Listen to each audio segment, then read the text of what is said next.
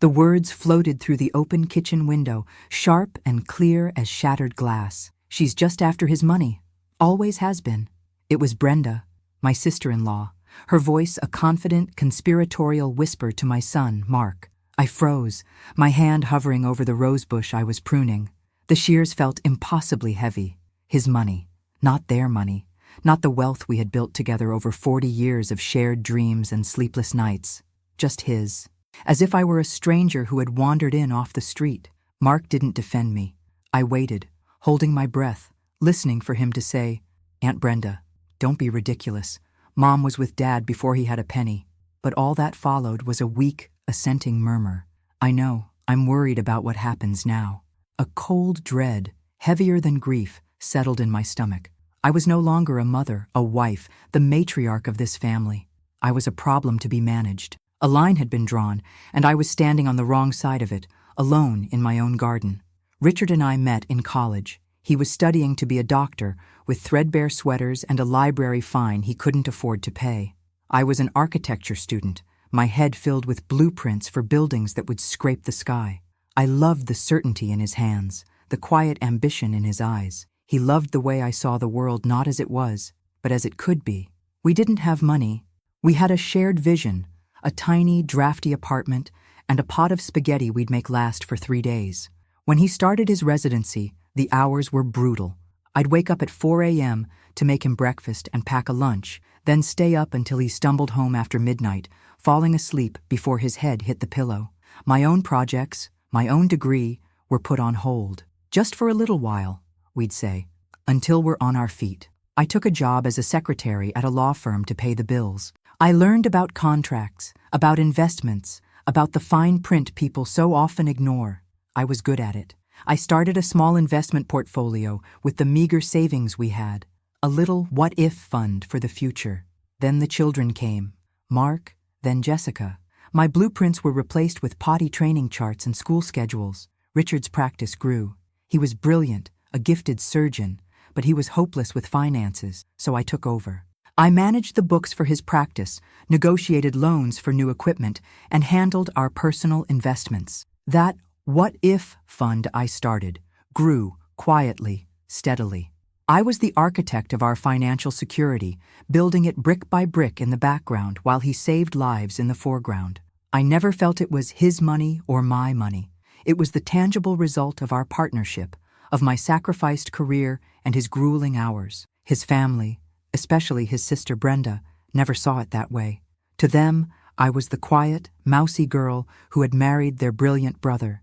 They saw the beautiful home I designed and decorated, the lavish family holidays I planned, the private schools and first cars for the kids, and they saw only Richard's success. They never saw me, up at 2 a.m., balancing spreadsheets so he could sleep. They never saw the architectural journals I'd hide under the bed, a secret, painful reminder of the path I didn't take. I was the silent, invisible engine that made their comfortable lives possible. I hosted every Christmas, every Thanksgiving, every birthday. My home was the family hub, a place of warmth and comfort that I had built from nothing. I thought that meant something. I thought they saw me. I was wrong. After Richard's funeral, the shift was immediate and chilling. It wasn't overt cruelty. It was a campaign of subtle, condescending kindness. The "we're just trying to help you, Mom" campaign. My son Mark would come over with his wife, Sarah, and they'd talk in hushed tones, as if I were a fragile relic who couldn't handle the business of my own life. "We've been thinking, Mom," Mark started one Sunday. "The house is too big for you. The upkeep must be a terrible burden." He didn't ask. He told. Brenda was the general in this campaign. She'd pop over unannounced, a casserole in one hand and a stack of unsolicited advice in the other. She rearranged my pantry, telling me it would be easier to find things. She went through Richard's study, boxing up his personal effects without asking, sighing dramatically about how painful this must be for me, all while making neat piles of things she or her children might like to have. Each action was a tiny erosion of my autonomy, a reminder that my role as the lady of the house was now considered honorary and temporary. The first real blow came with the planning of the annual family vacation. For 20 years I had planned them. This year, 3 months after Richard's death, Brenda called a family meeting at her house. Jessica, my daughter, was on speakerphone from out of state. "We all think a ski trip would be perfect," Brenda announced, smiling brightly. "To honor Dad. He loved the mountains. Richard had loved skiing. I, with my bad knee and preference for warm climates, had always gone along for him. I opened my mouth to suggest maybe a quiet beach this year, something gentle. "It's all booked," Brenda chirped, cutting me off. "A beautiful chalet in Aspen. We got you a lovely little room on the ground floor so you don't have to worry about the stairs. A little room. Not a suite with the rest of the family, but a separate small room near the staff quarters. The message was clear. I was a guest on their vacation, a tag-along they were accommodating. The trip was a week of quiet, soul-crushing humiliation. At dinners, the conversation would flow around me. They'd talk about the future of the family business, Mark's financial struggles. Dad would have helped us out, of course, and plans for selling my house. "A nice, secure condo would be so much better for you, Mom," Jessica said over FaceTime, her voice full of false concern. "You wouldn't have to worry about a thing." They discussed my future as if I weren't there, mapping out a smaller, tidier, less troublesome life for me. I'd sit there, a ghost at the feast, watching the family I had built decide how to best put me away. The cold of the mountains had nothing on the chill in that room. The final night in Aspen was the breaking point. We were at a ridiculously expensive restaurant, the kind with more forks than food on the plate. The entire evening had been a performance. Mark and Brenda were talking loudly about a new business venture Mark wanted to start, lamenting how a cash injection was all he needed. The subtext was a lead balloon in the center of the table. The money from my house sale would be the perfect solution. I remained silent, pushing a piece of fish around my plate, the taste of ashes in my mouth. Then, Brenda cleared her throat, placing her hand on mine in a gesture of feigned empathy. "Eleanor," she said, using my first name, which she rarely did. It felt like a formality before an execution. "We've all been talking, and we've found the perfect solution that will help everyone." Mark took a deep breath and looked at me, his eyes failing to meet mine. "Mom, we've engaged a realtor, a top guy. He says the market is hot, and the house could sell in a week. We've also found a wonderful senior living community just outside the city for you. It has a garden club and everything. It's perfect." He said it all in a rush, a rehearsed speech. Jessica, still on a video call propped against a wine glass, nodded enthusiastically. "It's so beautiful, Mom. You'll be safe, and we won't have to worry." They had done it all behind my back. Engaged a realtor, chosen my next home.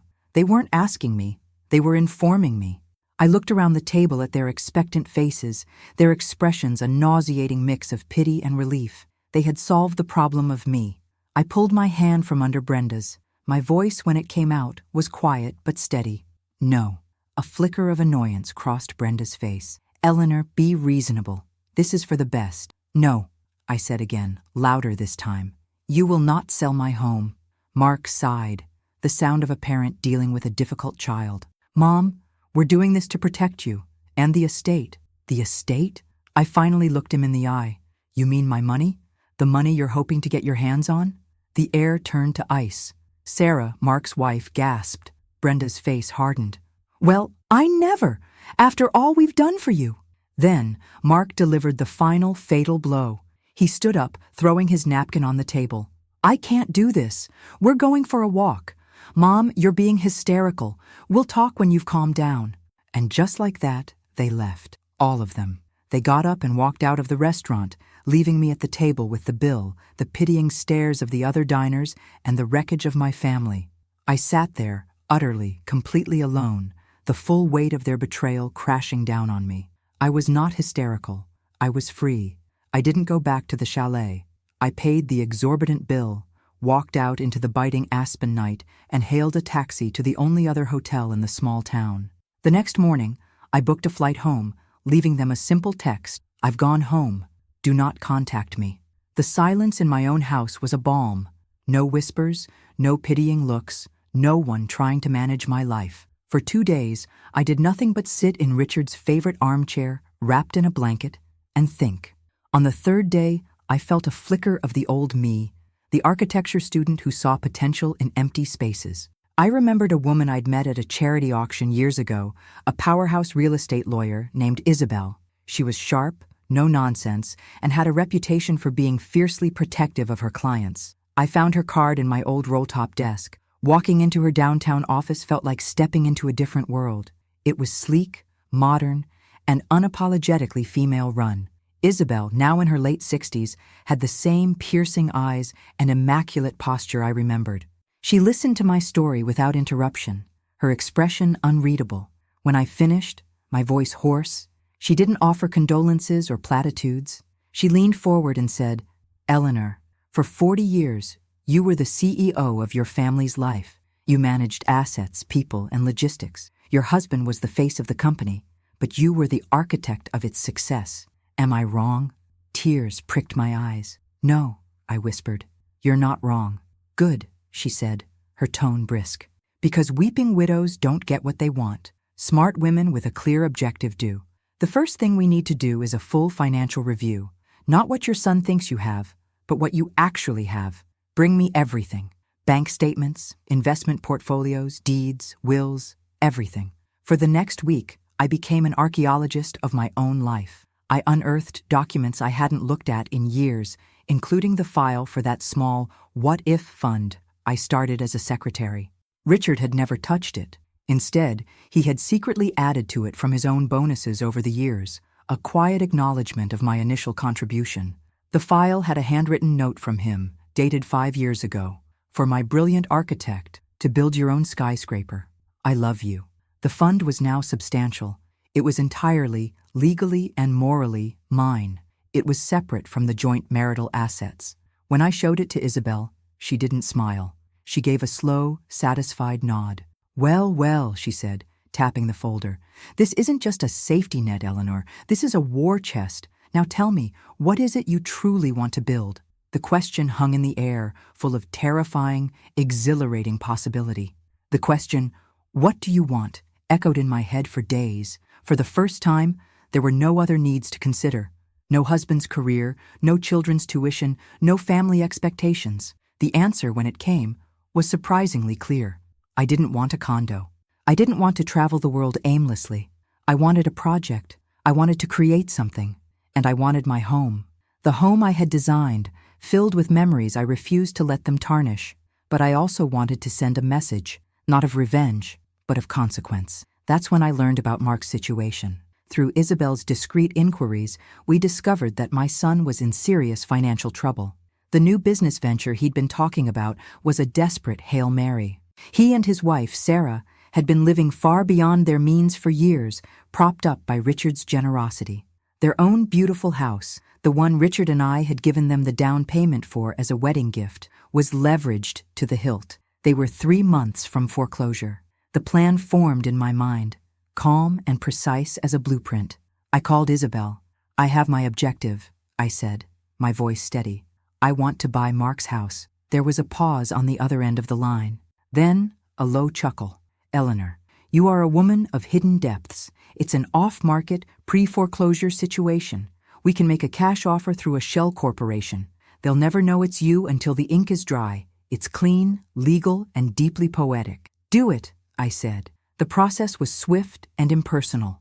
Isabel's firm created an LLC with a sterile name, Northwood Property Group, or something equally forgettable. We made a cash offer that was just enough to clear their debts and leave them with a small, face-saving amount of cash. It was an offer they couldn't refuse. Mark and Sarah, believing some faceless corporation was their savior, accepted immediately. The closing was set for a Friday morning at a title company downtown. I wasn't required to be there, but I wanted to witness it. I sat in a coffee shop across the street, watching. I saw Mark and Sarah walk in, looking relieved and exhausted. I saw Brenda arrive with them, playing the role of supportive matriarch, no doubt already planning how they would all manage the windfall. 40 minutes later, they walked out. Mark was staring at a piece of paper in his hand, his face ashen. Sarah was crying. Brenda looked utterly bewildered, her face a mask of confusion and fury. She was gesticulating wildly, her mouth forming shapes I couldn't hear but could easily imagine. My phone buzzed. It was a text from Isabel. "It is done." The signatory for Northwood Property Group was revealed. They know. I took a slow sip of my coffee. I imagined the moment the lawyer slid the final signatory page across the table, revealing my name, Eleanor Vance, the woman who was just after his money, the woman who now owned their house, the woman they had abandoned, who had just become their landlord. It wasn't triumph I felt. It was a profound, quiet, and deeply satisfying sense of order being restored. The fallout was an explosion I observed from a safe and silent distance. My phone lit up with a firestorm of calls and texts. Mark, Jessica, Brenda. I didn't answer. I listened to the voicemails later as an exercise in detachment. Mark's was first, a torrent of disbelief and rage. "Mom, what have you done? How could you? This is our home. You did this to humiliate me." There was no apology, no self-awareness, only wounded pride. Brenda's was pure, sputtering indignation. "Eleanor, this is a new low, even for you. To kick your own son out of his house, Richard would be ashamed. He would be absolutely spinning in his grave. You have 30 days to sign that house back over to him, or you will never see any of us again." It was a threat that had lost all its power. It sounded like the desperate shrieking of a queen whose throne had just been pulled from under her. Jessica's was a tearful plea, full of manipulative sentiment. "Mom, please, think of the children. Think of your grandchildren losing their home. How can you be so cruel? We were only trying to help you." They didn't get it. They never would. They saw my action as an attack, a vengeful lashing out. They couldn't see it as a direct consequence of their own behavior. They had tried to render me powerless, so I had used the power I rightfully possessed. They had tried to take my home, so I had secured my position by taking theirs. It was a perfect, if painful, symmetry. Isabel handled the eviction notice, a standard 60-day notice to vacate. They didn't fight it. They couldn't. I learned through the grapevine, a gossipy cousin who couldn't resist sharing the details, that Mark and Sarah had to move into a small, cramped rental apartment across town. The fancy cars were repossessed. The private school tuition for my grandchildren was suddenly an impossible expense. Brenda's social standing took a hit. The story, twisted and spun to make me the villain, circulated among her friends. But the facts were undeniable. Her nephew was now living in a tiny apartment while his gold-digging mother rattled around in 2 large, empty houses. It didn't paint the picture of family harmony she so carefully curated. Her power, derived from her connection to Richard's wealth and status, had vanished. She was just a bitter woman whose brother's widow had outmaneuvered her. The family hub I had run for decades was gone, and they were all adrift, pointing fingers at the one person who was no longer there to blame. The first thing I did after Mark and his family moved out was hire a crew. Not a decorating crew, but a demolition crew. I stood in the living room of what was once my son's house and instructed them to tear down the wall between the formal dining room and the stuffy, unused home office. I wanted light. I wanted space. I wanted to erase the ghosts of their choices and build something new. That house became my project. I didn't sell it. I redesigned it. I pored over architectural drawings for the first time in 40 years, the feeling of the pencil in my hand like a homecoming. I transformed it into a duplex. One side was a sleek, modern rental unit, an income stream, a smart investment. The other side became my studio, a true studio, with a kiln for pottery, a dark room for photography, and a huge drafting table that faced a new floor-to-ceiling window overlooking the garden. My own home, the one they tried to take, also underwent a transformation. I packed away the heavy, ornate furniture that Brenda had always admired. I painted the walls in warm, vibrant colors. I turned Richard's old study, the sanctuary they had violated, into a library for myself, filled with books on art history, Italian culture, and landscape photography. My life began to fill with new textures, the rough clay under my fingers as I learned to throw a pot, the satisfying click of my camera shutter as I captured the morning light on a dew-covered spiderweb, the taste of a robust Chianti in a small cafe in Florence, my first trip alone. I spent a month in Italy, not in a 5-star resort, but in a small apartment, learning the language, taking cooking classes, and making friends with the local shopkeepers. I sent postcards, not to my family, but to Isabel and a few old college friends I had reconnected with. I discovered that silence was not loneliness. It was peace. My days were structured by my own desires, not by the needs of others. I woke when I wanted, ate what I wanted, and worked on my projects until late into the night, energized and fulfilled. I joined a hiking club with women my age, women with their own stories of reinvention. We didn't talk about our children or our past griefs. We talked about a new trail we wanted to explore, a book we had read, a political issue that fired us up. I was no longer Richard's widow or Mark's mother. I was Eleanor, just Eleanor, and it was more than enough. About a year into my new life, a crack appeared in the wall I had built around my heart. It came not as a thunderous demand or a tearful voicemail, but as a quiet, tentative text message on my phone. The name on the screen was Lily, my granddaughter. She was 16 now, a thoughtful, artistic girl who had always been more observant than the rest of them. My finger hovered over the screen, my first instinct to delete it, to preserve my hard-won peace. But curiosity, and a flicker of a love that had never truly died, made me open it. The message read, "Hi, Grandma. It's Lily. I got your number from Dad's old contacts. I hope it's okay that I'm texting you. Things are weird here. Dad is always angry, and Mom cries a lot. They talk about money all the time. Aunt Brenda came over last week, and they had a huge fight. She said you ruined everything. Dad said she ruined everything. It's all so loud. I know I'm not supposed to talk to you. Dad said you were selfish, but I don't think that's right. I remember you weren't selfish when you taught me how to plant pansies in the garden. And you weren't selfish when you read me The Secret Garden for a whole summer. You used to do all the voices. I miss that garden. I miss our talks. I miss you. I found some of your old photography books when we were packing, the ones by Ansel Adams. I look at them sometimes. I think I understand why you liked them. It's so quiet in the pictures. I just wanted to say hi, and to ask if maybe you'd tell me about that secret garden again sometime. I love you, Lily." I read the message 3 times, the phone trembling in my hand. Each word was a tiny, perfect arrow, bypassing all my defenses and striking right at the core of me. She wasn't asking for money. She wasn't delivering a message from her parents. She wasn't trying to guilt me. She was just a girl who missed her grandmother. She saw what her parents couldn't, that my actions weren't about a house or money, but about finding a quiet place, a secret garden of my own. She understood, and in her understanding, she offered a bridge, not back to the life I had left, but to a new, different kind of connection, one based on who I was, not what I could provide. The tears I hadn't shed in anger or grief, I now shed in a wave of complex, heart-aching love. I let Lily's message sit for a full day. I took it with me to my studio, read it again while drinking my morning coffee, and thought about it as I walked through the park. My first impulse was to call her immediately, to shower her with all the love I had been holding back. But the old Eleanor would have done that. The old Eleanor would have rushed in to fix things, to soothe the hurt, and in doing so, would have blurred the boundaries she had fought so hard to draw.